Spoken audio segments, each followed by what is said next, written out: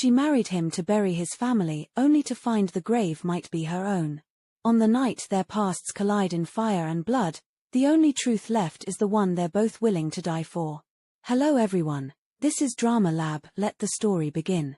The night the bridge sealed behind them like a trap, Vivian Hale swore the story would end in fire.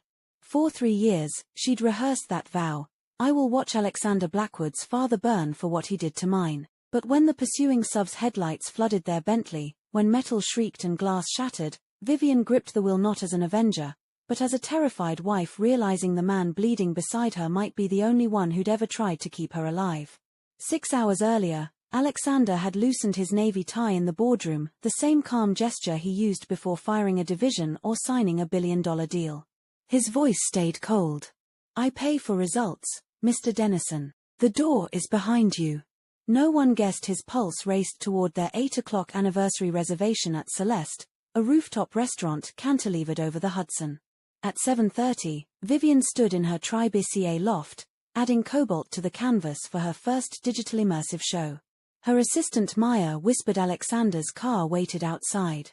Vivian wiped turpentine-stained hands, slipped into the emerald gown he'd sent, and practiced the empty smile of Mrs. Blackwood, a smile that promised nothing. They met under Celeste's glass atrium. Violins hummed, champagne bubbled. Alexander's onyx and diamond cuff links caught candlelight as he kissed her hand. Happy anniversary, darling. The words were flawless, the kiss chaste. Dinner tasted of ash. They traded polite fragments, her Whitmore exhibition, his VR startup acquisition. Perhaps we'll collaborate, she said. Perhaps, he replied, and for a second, the mask slipped. They left at 9:30. Alexander's reflection rode beside hers, elegant, unreadable. She thought, *1 year ago, I copied his father's offshore account numbers. 2 years ago, I swapped his vitamins for sugar pills to test him. 3 years ago, I married him to get to the man who killed my parents. Star. The SUV hit without warning. A roar, a lurch, a sickening spin. The Bentley skidded across lanes, hit the guardrail, and flipped. Gravity clamped down. Vivian's skull cracked against the roof. Blood streamed down Alexander's temple. Viv, can you move? Her lungs burned. Copper filled her mouth. Pinned. The console had wrapped around her legs like a steel cage. Footsteps crunched over glass. 2 hooded figures approached, confident. Check the trunk, one said. Vernon wants the drive.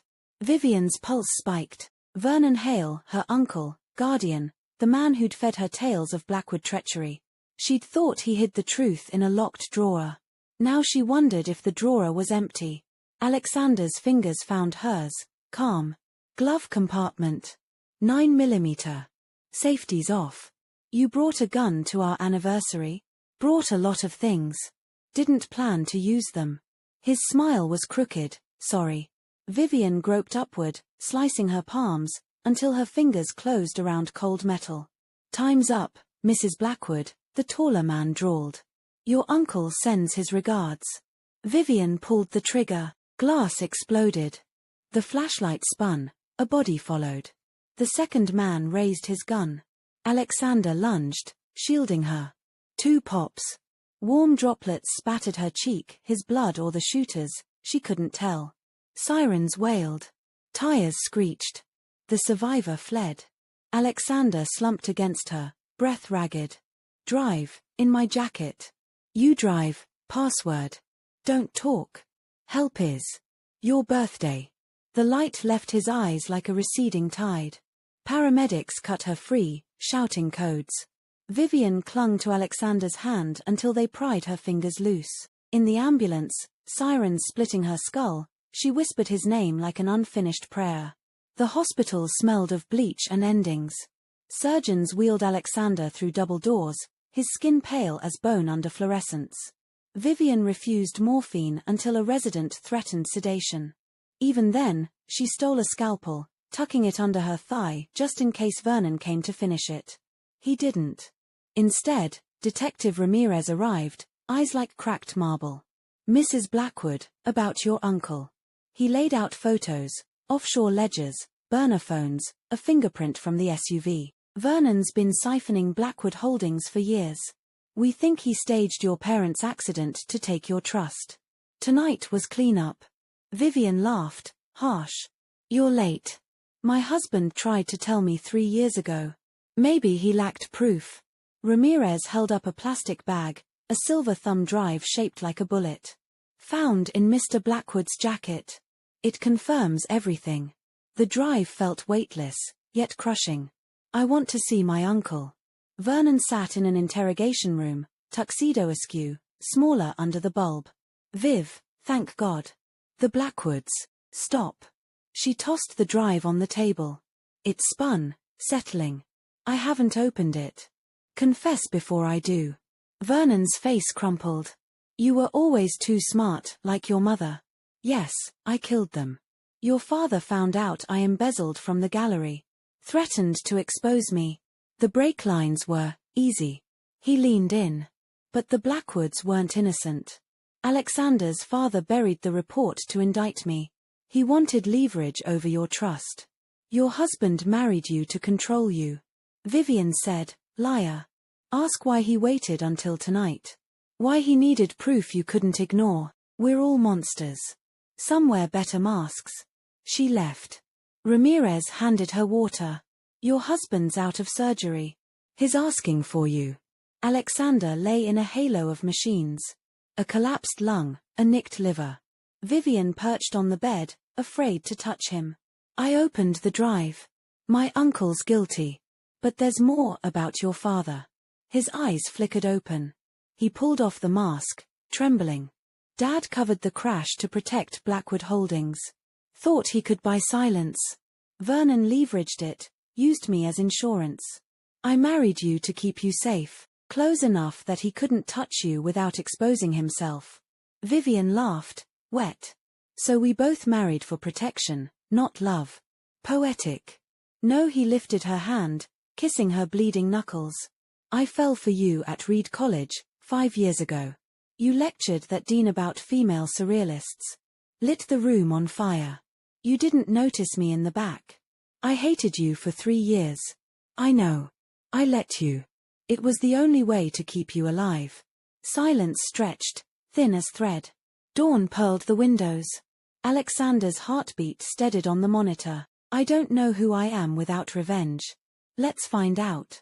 Start with breakfast. You still make terrible coffee. She laughed. No pain this time. I poisoned you once. Did you know? Vitamin C. I switched them for mints. The words hung, absurd and tender. She pressed her forehead to his. I'm terrified. Me too. But terror's just adrenaline looking for a home. We could build something with it. Weeks later, the city feasted on the scandal. Asterisk hedge fund orphan turns heir to murder star. Blackwood stock crashed, then rebounded when Alexander wheeled into a press conference, forestand glinting.